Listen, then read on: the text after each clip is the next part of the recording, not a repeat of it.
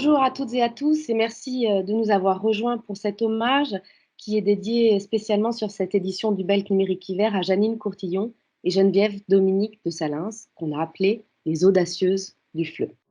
La personnalité hors du commun, le charisme indéniable, l'enthousiasme débordant et la créativité inépuisable de Janine Courtillon et de Geneviève Dominique de Salins ont tissé l'aura de celles qu'on pourrait appeler les audacieuses du FLE. Elles nous ont quittés toutes deux il y a quelques mois d'intervalle. Il revient désormais aux dépositaires de l'héritage didactico-pédagogique qu'elles laissent de faire perdurer pour que leurs travaux continuent à alimenter la réflexion didactique et que de nouvelles générations d'enseignants de FLE puissent encore en bénéficier. L'éclairage particulier qu'elles ont apporté sur la mise en œuvre de l'approche communicative et de la grammaire du sens sont sans nul doute les apports que l'histoire de la didactique du FLE retiendra plus particulièrement.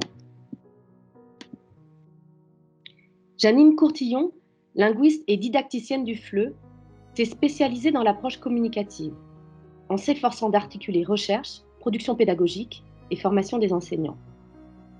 Dans Un niveau seuil, produit par une équipe du Crédif dans le cadre des travaux du Conseil de l'Europe, elle a proposé une grammaire sémantique particulièrement innovante.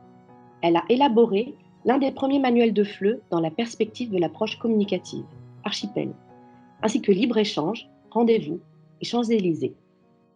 Elle a écrit l'ouvrage Élaborer un cours de FLE, ainsi que de nombreux articles sur la méthodologie communicative. Geneviève Dominique de Salins, didacticienne du FLE elle aussi, s'est spécialisée, comme Janine Courtillon, dans l'approche communicative, en s'efforçant d'articuler recherche, production pédagogique, formation des enseignants. Son apport aux méthodologies de la communication est particulièrement marqué par son vif intérêt pour l'ethnographie de la communication. Elle a enseigné à l'Université de Paris 3 comme maître de conférence pendant une vingtaine d'années, puis à l'Université de Saint-Étienne comme professeur des universités. Elle a élaboré de nombreux outils pour la classe, tels que premiers exercices de grammaire, nouveaux exercices de grammaire, perfectionnement, ainsi que libre-échange. Elle a écrit une grammaire pour l'enseignement-apprentissage du FLE, ainsi que 2 ouvrages sur l'ethnographie de la communication. Pour leur rendre hommage aujourd'hui, nous avons réuni 4 acteurs du champ du FLE qui les ont bien connus, comme collègues, comme enseignantes et comme amies. Il s'agit de Daniel Coste, Véronique Laurence, Valérie Lemonnier et Ossine Chalabi. Pour commencer, je laisse la parole à Daniel Coste. Bon, je prends le relais très volontiers et peut-être avec un certain nombre de souvenirs personnels, disons, qui concernent les contacts que j'ai pu avoir avec Janine. Je crois que ce qui m'a toujours frappé, c'est son caractère, disons, à part, en décalage avec les courants dominants à bien des égards, en décalage aussi avec les doxas linguistiques de l'époque. J'ai commencé à travailler au Crédif avec elle au, disons, fin des années 60, sur une enquête qui concernait le langage de l'enfant, donc un travail sur corpus. Elle avait procédé à un certain nombre d'enregistrements d'enfants de 8, 9 ans, 10 ans, et il s'agissait en quelque sorte de sortir un certain nombre de caractéristiques, disons, avec pour visée de développer peut-être un cours en relation avec des pratiques effectives des enfants. Bon, ce n'est pas tout à fait ce qui s'est passé, mais ça a valu à l'époque une rencontre intéressante entre Janine et les travaux d'un linguiste anglais, Michael Halliday, qui lui-même était relativement original par rapport au structuralisme dominant de l'époque et qui travaillait surtout sur les dimensions sémantiques de la langue, avec notamment une conception de la langue qu'il définissait non pas comme un système de signes, mais comme un système de ressources pour échanger du sens. Et je crois que c'est quelque chose qui a profondément marqué Janine Courtillon, qui, je crois, tout au long de sa carrière, en fait, en passant par un niveau seuil et la grammaire qu'elle a élaborée, et puis en passant aussi par ce que pouvaient être ses productions pédagogiques, a été très fidèle à cette dimension sémantique, en quelque sorte, du langage, hein, et au fait qu'il y a un système, il y a une organisation systématique, mais en même temps, tout cela est au service d'une production, d'une réception, d'une compréhension du sens. Et de ce point de vue-là, elle a aussi eu des contacts fidèles, je dirais, avec la pensée de Bernard Pottier, donc un linguiste français à certains égards, lui aussi un petit peu marginal par rapport au courant qui dominait, disons, dans les années 60, 70, 80, etc., et qui produisait un enseignement que Jeanine Courtillon a très régulièrement accompagné, suivi, discuté avec Bernard Pottier à la fin de ses séminaires. Enfin, tout ça était vraiment dans la cohérence d'un parcours. Je serai assez bref sur les dimensions, disons, élaboration de cours et réflexion pédagogique et théorisation didactique de la carrière de Jeanine, puisque Véronique Laurence va y revenir là tout de suite. Mais je m'attacherai simplement au titre, hein, archipel, libre-échange. Ce sont déjà presque des manifestes dans le titre même. Hein. Quand on pense à ce qui se passe aujourd'hui, notamment avec des cours de FLE qui très souvent sont des espèces d'étalonnage des différents niveaux du cadre européen, de façon un petit peu fixiste dans bien des cas. On a là au contraire, avec cette vision archipélagique ou avec cette vision libératrice en quelque sorte des échanges, quelque chose qui s'inscrit dans une autre logique.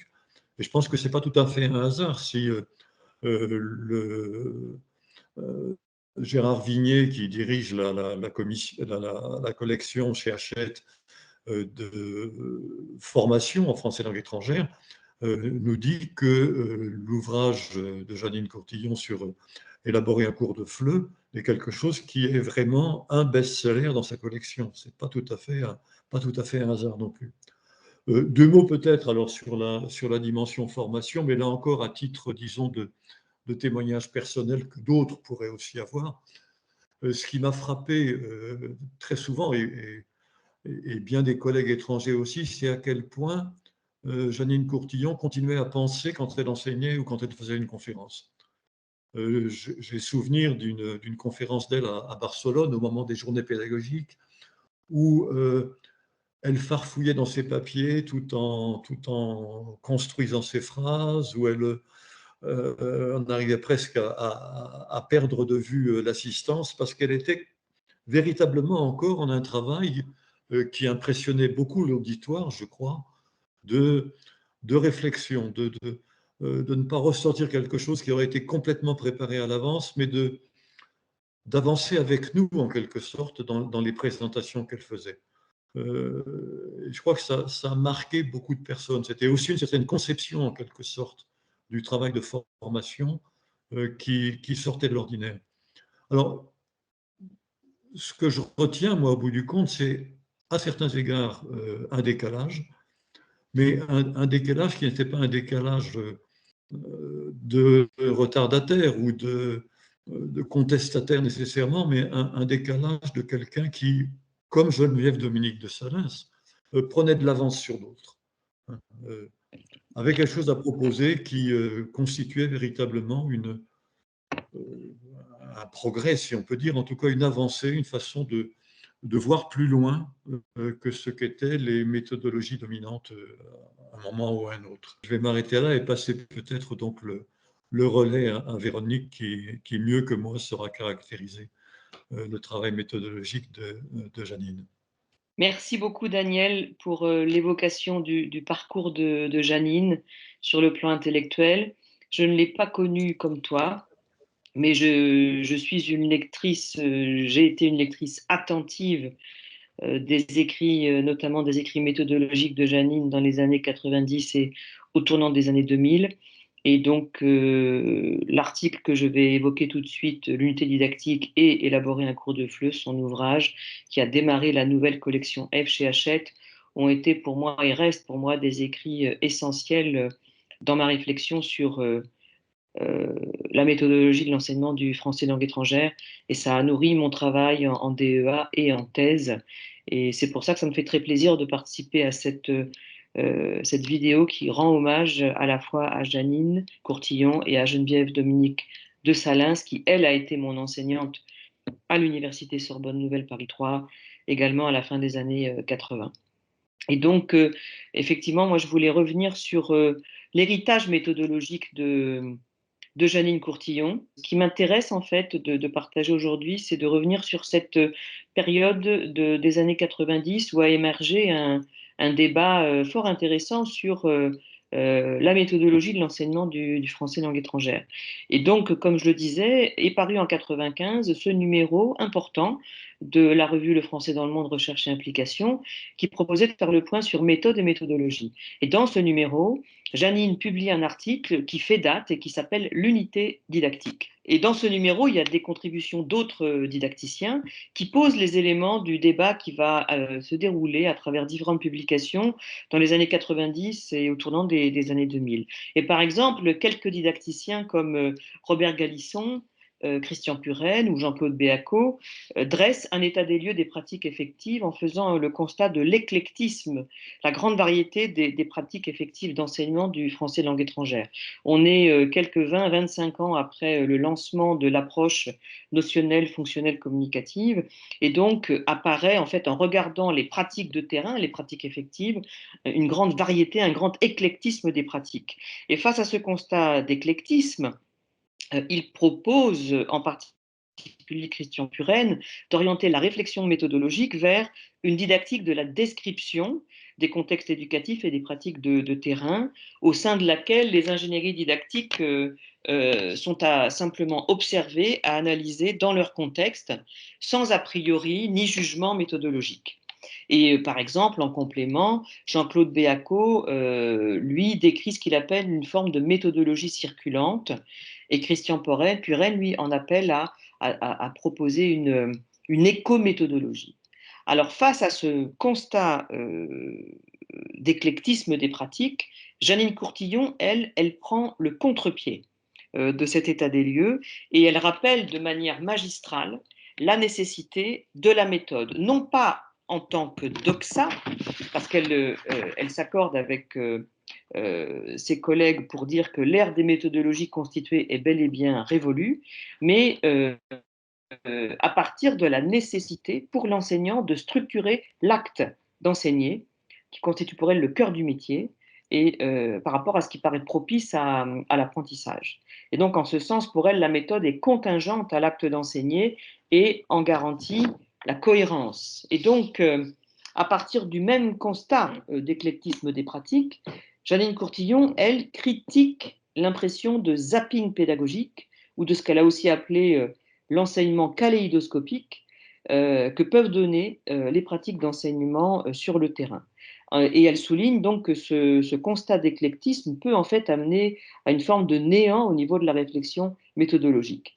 Et donc elle rappelle le besoin pour l'enseignant de se forger un fil conducteur méthodique en construisant son propre cheminement réflexif par rapport à la langue, aux manières d'enseigner, aux manières d'apprendre et pour être capable de concevoir des unités didactiques cohérentes. Et donc à cet effet, elle affirme que la notion d'unité didactique, loin d'être en contradiction avec le constat d'éclectisme, permet en fait de dépasser le conflit de surface entre éclectisme et méthode en alliant l'idée du projet qui est propre au dispositif unité didactique et la prise en compte des particularités des situations d'enseignement. Elle souligne l'importance de ce qu'elle a appelé le logique cognitif ou la chronologique. Et pour aider l'enseignant à se forger ses repères méthodiques, elle propose cette schématisation avec les verbes qui sont à l'écran pour se rappeler l'articulation des opérations d'apprentissage, comprendre, repérer, mémoriser, s'exprimer. Pourquoi est-ce qu'elle rappelle cela avec force? Parce qu'elle souligne que l'enseignant doit avoir en tête qu'il y a un avant et un après dans l'ordre des opérations par lesquelles on acquiert la pratique d'une langue.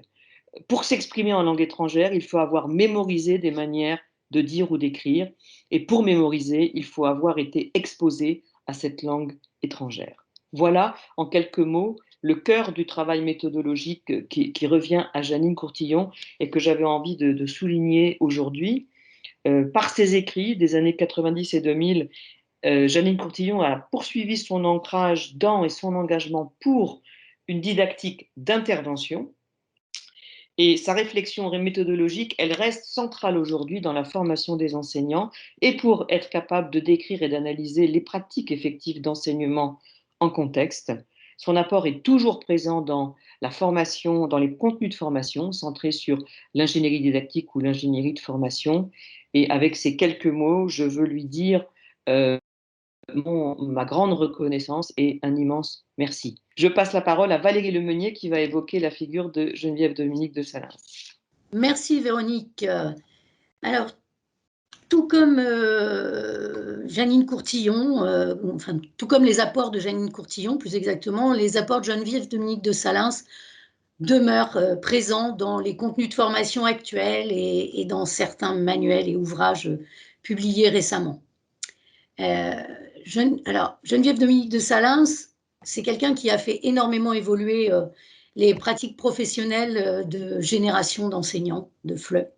Et depuis le milieu des années 80, où elle était maître de conférence à l'université de Paris 3, et celle qui se distinguait par sa personnalité atypique, eh bien, à l'époque, déjà, il nous amenait à nous interroger sur la langue que nous allions bientôt enseigner. Et j'ai un souvenir qui m'a marqué plus particulièrement, le jour où elle était en train de nous expliquer l'importance de distinguer la grammaire de l'oral et celle de l'écrit. Et elle avait pris, pour illustrer ses propos, l'exemple de la négation et du ne qui tombe à l'oral. Et elle nous expliquait que finalement, voilà, à l'oral, bah, c'était normal que les étudiants, ils apprennent à ne pas forcément utiliser le ne.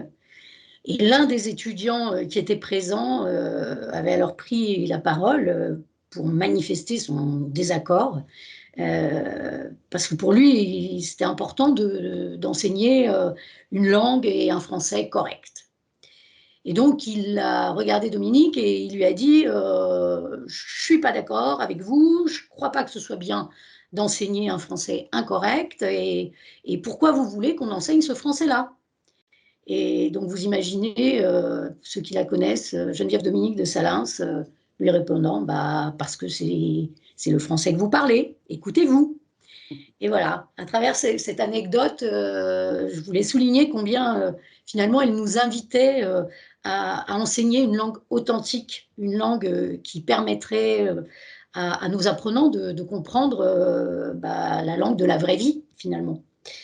Donc, mais tout ça, évidemment, ça bousculait un peu beaucoup nos représentations. Parallèlement, bah, à cette époque-là, elle nous faisait aussi découvrir les étapes de l'unité didactique et à travers l'analyse notamment d'archipels et puis des périphériques qu'elle avait écrit elle, le premier exercice de grammaire, nouveaux exercices de grammaire et perfectionnement. Et à travers cette analyse et l'utilisation qu'on allait en faire un peu plus tard en tant qu'enseignant, eh bien, ça nous permettait un petit peu de voir plus concrètement ce que c'était que cette unité didactique et ces étapes. Toujours est-il que la conjugaison de Jeannine Courtillon à travers Archipel et de Geneviève Dominique de Salins à travers le PEG, le NEG et le PERF, comme on les appelait, eh bien, ça offrait aux jeunes enseignants que nous étions un matériel pédagogique innovant et motivant, où l'apprenant était acteur de son apprentissage, où il était exposé à des situations de communication authentique, à une langue naturelle, et où l'enseignant qu'on était bah, guidait l'apprenant vers l'autonomie en l'invitant à constituer et à analyser des corpus pour découvrir le fonctionnement de la langue. Voilà, tout ça c'est encore plus manifesté, je pense, au moment où, au début des années 90, eh bien, je ne sais pas qui a eu la bonne idée, mais il y a eu une bonne idée d'inviter Geneviève Dominique de Salins et Jeannine Courtillon à collaborer. Et ces deux didacticiennes de génie ont donné naissance à un nouveau manuel, Libre-Échange. Alors dans celui-ci, non seulement on trouvait évidemment des outils concrets pour l'enseignement-apprentissage dans une approche communicative, mais on trouvait également des outils pour ne pas limiter l'enseignement-apprentissage de la langue à simplement l'acquisition d'un nouveau code linguistique. Et l'intérêt de Geneviève Dominique de Salins pour l'ethnographie de la communication a permis finalement de mettre des mots à ce moment-là sur le bouleversement qui s'opère quand on apprend une langue étrangère. Et dans les préliminaires de son ouvrage « Introduction à l'ethnographie de la communication », elle écrit, et je la cite, « Si étudier une langue, un système linguistique, est toujours intellectuellement enrichissant, apprendre à parler, connaître et comprendre un autre peuple, être capable d'interagir dans une autre culture, c'est-à-dire maîtriser une compétence communicative, constitue une entreprise décapante. » Et elle poursuit, car au cours de cette expérience, qui peut être longue, c'est notre être qui se transforme et se métisse. Arrivé à un certain niveau d'appropriation de la langue culture étrangère, on n'est plus tout à fait le même, ni totalement l'autre. Il y a une restructuration. On est métamorphosé. Par le jeu interactif entre la culture originelle et la culture apprise, une troisième dimension se met en place. Voilà, dans ces deux ouvrages sur l'ethnographie de la communication, Geneviève Dominique de Salins propose des pistes pour favoriser la prise de conscience des enseignants sur le fait que la langue est une composante de l'apprentissage, mais qu'elle n'est pas la seule. Et elle nous invite finalement, et elle invite chacun d'entre nous à observer ces manières d'être, d'agir, de sentir, de penser, et à les mettre en regard de celle de l'autre. Voilà, c'était ça aussi les apports de Geneviève Dominique de Salins. Et une de ses grandes qualités, c'était sa capacité de transmission. Et puis la deuxième grande qualité qu'elle avait, c'était sa capacité d'analyse réflexive. Elle fait partie de ces enseignants, de ces professeurs qui ont finalement tout mis en œuvre pour que les étudiants que nous étions puissent grandir, pour assurer la relève, si je puis dire. Et elle n'hésitait pas, à ce moment-là, à mettre le doigt sur les limites des travaux de l'époque, et y compris les siens, pour nous aider, nous accompagner et nous inviter à aller plus loin, et quelque part pour orienter les travaux des nouvelles générations. Voilà, et c'est encore le cas aujourd'hui, et je pense qu'elle aurait pu dire, à bon entendeur, salut. Et maintenant, je donne la parole à Ossine Chalabi. Merci Valérie. Tu as abordé effectivement de manière très judicieuse les apports de Geneviève Dominique de Salins. Vous m'avez demandé l'exercice suivant de me focaliser sur ces apports lors de sa présence à l'Université de Saint-Étienne, où elle a dirigé le département de français langue étrangère. Et pour la rédaction de cet hommage, je me suis posé la question, quelle introduction faire? Et je suis retourné 22 ans après dans le service qui m'avait accueilli, qui était le SILEC. Je n'étais pas retourné. Et j'ai remis mes pas pour la première fois dans cette médiathèque. Et je me suis porté vers, effectivement, libre-échange, archipel. Et l'introduction, elle a été immédiate, en 10 secondes de présence. Je ne sais pas si elle n'était pas présente dans la médiathèque. Elle m'a demandé de me porter vers Archipel et j'ai lu l'introduction, en tout cas l'avis à l'utilisateur d'Archipel. Chacun des dossiers présentés dans le cours d'Archipel peut être d'une certaine façon considéré comme une île linguistique, avec son apport, avec son port d'attache aux boutiques pleines de structures de première nécessité, où l'on pourra flâner avant d'aller plus loin dans l'exploration de ce nouveau territoire.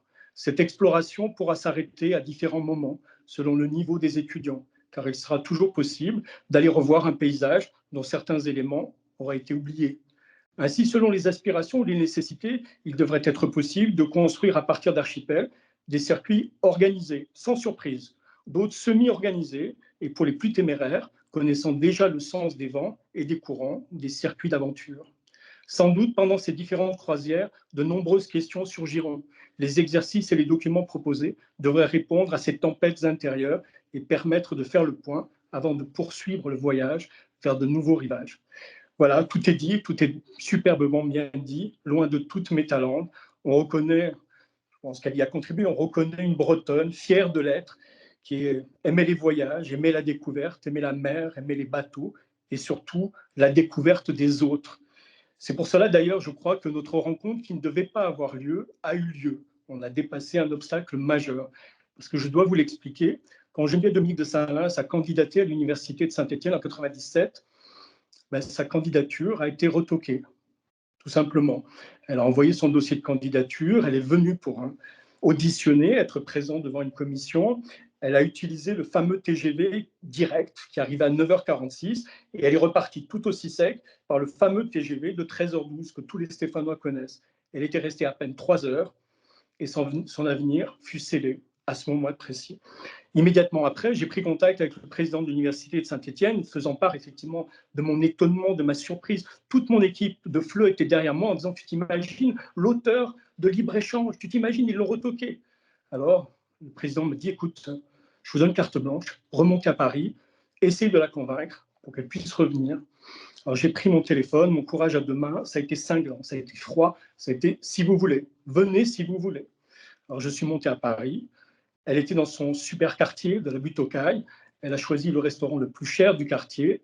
Je l'invitais et j'ai été chargé de la convaincre de revenir. Ça a été assez facile parce que la gageure était formidable. Je lui ai dit, tout est à faire à Saint-Étienne, tout est à reconstruire, le département de FLE est quasiment à créer. Elle a accepté de revenir et de reprendre en main effectivement ce département. L'idée principale, c'est que moi, je venais de débuter quasiment ma carrière. Elle faisait confiance aux jeunes, c'était hallucinant. Et le premier soir qu'elle a passé à Saint-Étienne, elle m'a invité à dîner. Et à un moment donné, elle m'a dit, parle-moi de ton DESS, ce fameux DESS que tu voulais créer. Alors à Paris, je lui en avais parlé, mais vraiment très rapidement, et ce n'était pas un des arguments que je souhaitais avancer particulièrement. Mais elle l'avait retenu parce qu'elle avait retenu une phrase, parce que je lui avais dit, je rêve de créer ce DESS. Elle me dit, je n'oublie pas une personne qui rêve, qui a rêvé à un projet. Elle m'a dit, expose-le-moi.